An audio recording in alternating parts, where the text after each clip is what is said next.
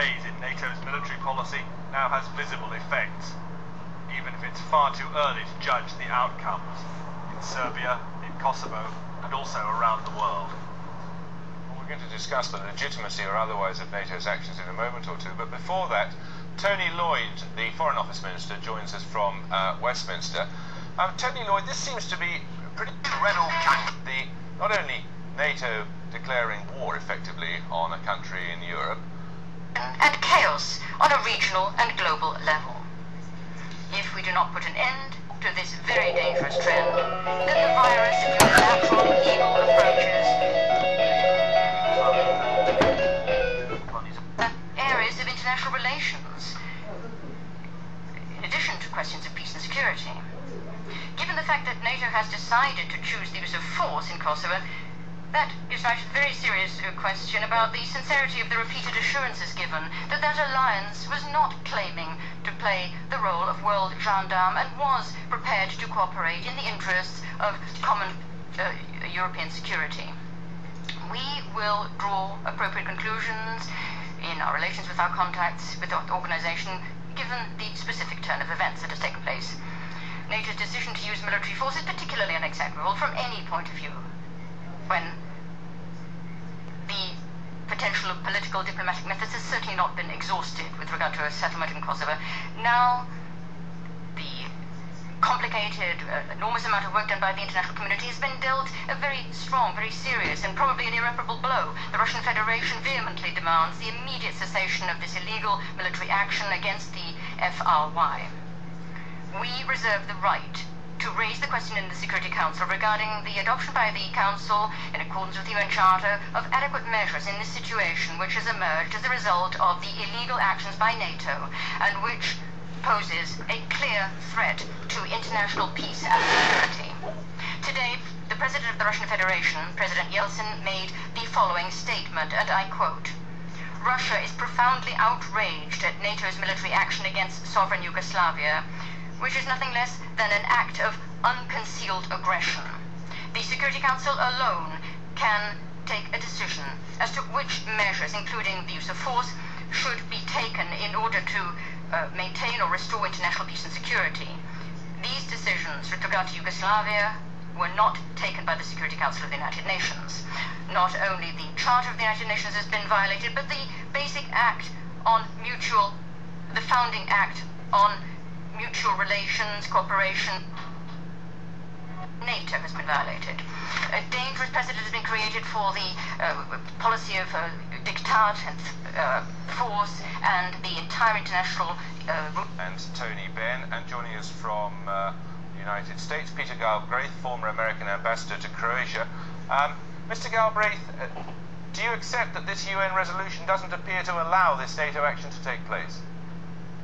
I accept the argument that it doesn't authorize the NATO action, but I also believe that there is an evolving international law which does permit humanitarian intervention. Which has shown disrespect for the fundamental bases of the system of international relations. As President and Supreme Commander, I already gave the following instructions. To cut short the visit to the United States of the Chairman of the Government of the Russian Federation, Mr. Primakov, to demand an urgent convening of a meeting of the Security Council of the United Nations and to seek an immediate cessation of NATO's military action. To recall to Moscow the chief military representative of the Russian Federation to NATO. To suspend our participation in the program Partnership for Peace and the carrying out of the program of the Russia-NATO partnership. To postpone talks for opening a NATO military liaison. It doesn't do anything to protect the Kurds. And I also appeal to the leaders of other member countries of NATO immediately to put an end to this military adventure which threatens the lives of innocent people and could lead to an explosion of the situation in the Balkans. The settlement of the situation in Kosovo, as the settlement of other similar problems, that is only possible through negotiations. The quicker they are resumed, the war, Kissinger is opposed to it, and there's a very general body of opinion which I share that this is an act of aggression by NATO. NATO is trying to replace the United Nations, take action when it was. It doesn't do anything to protect the Kurds. In the case of East Timor, we're still arming the Indonesians. Nothing to protect the Palestinians, nothing to get the Turks out of Cyprus, nothing to get the Israelis out of South Lebanon. This is a policy of NATO becoming an imperial instrument primarily of American policy, and I think it will lead to a disaster. Campbell. Well, I don't agree with that analysis at all. It seems to me that although, as Kofi Annan was saying, the United Nations has the primary responsibility, it doesn't have the exclusive responsibility.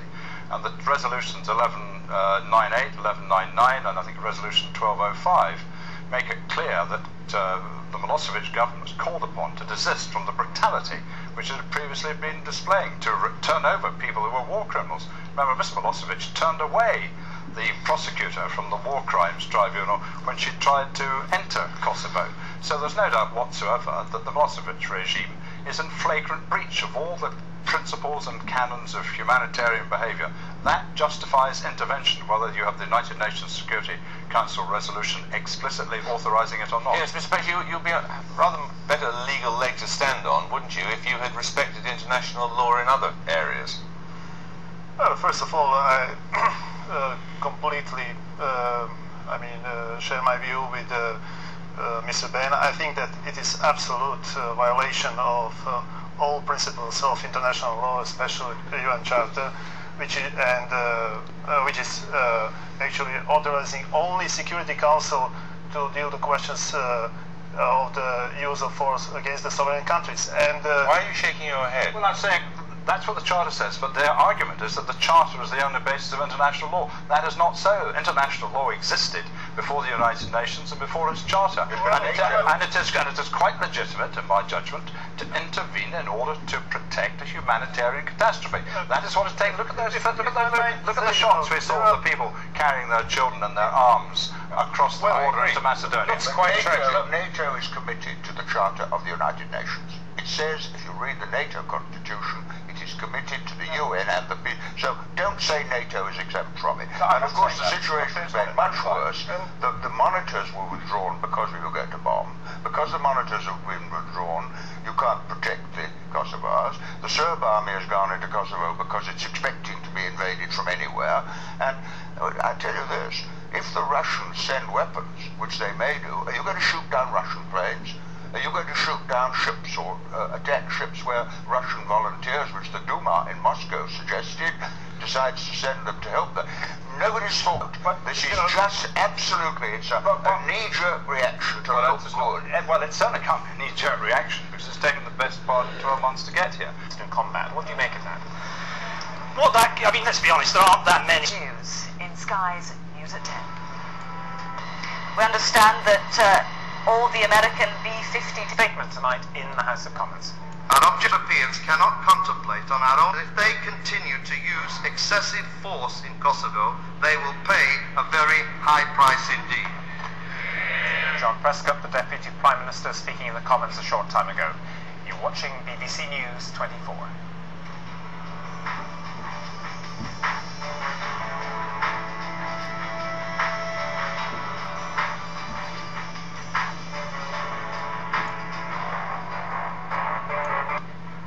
Missile attacks on at least 7 towns in Serbia and Montenegro.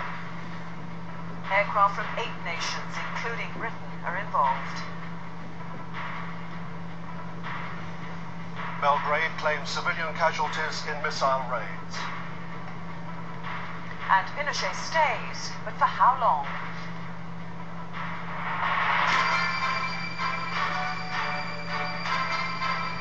This is Sky News at 10. Live from Sky Centre with Bob Friend and Vivian Krieger. Good evening. Just before 7 o'clock British time tonight, NATO began a massive air bombing campaign against targets in Yugoslavia.